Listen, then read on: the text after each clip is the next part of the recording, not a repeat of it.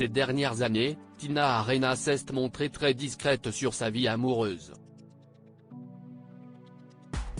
Dans une récente interview, la chanteuse a confirmé s'être séparée de son compagnon Vincent. Une décision commune. Tina Arena est de retour en musique. Après 5 ans d'absence, la chanteuse australienne est prête à présenter son nouvel opus, Love Service. Dans les années 2000, elle avait passionné le public français avec ses titres Aller plus haut ou encore Aimer jusqu'à l'impossible.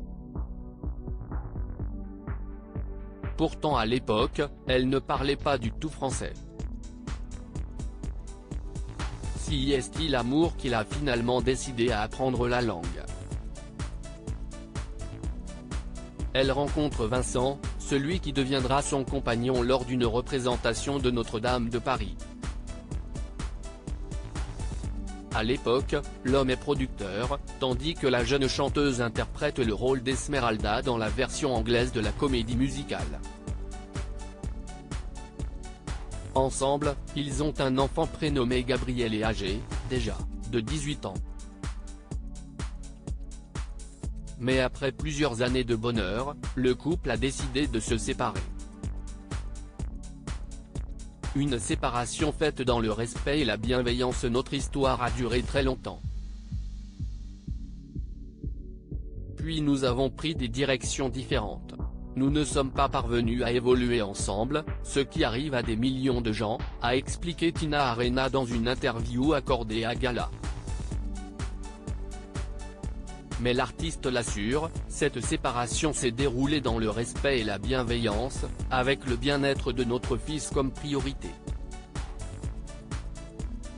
Si est en toute discrétion que l'artiste s'est séparé de son compagnon de longue date, malgré les nombreuses rumeurs qui couraient depuis plusieurs années.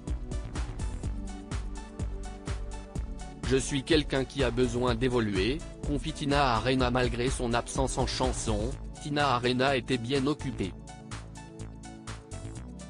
Je suis quelqu'un qui a besoin d'évoluer, en permanence. J'ai besoin de prendre des risques. C'est pour cela que depuis une trentaine d'années, je coécris mes chansons en anglais. J'ai eu besoin de faire du théâtre aussi, expliquait Tina Arena sur le plateau de Ça commence aujourd'hui.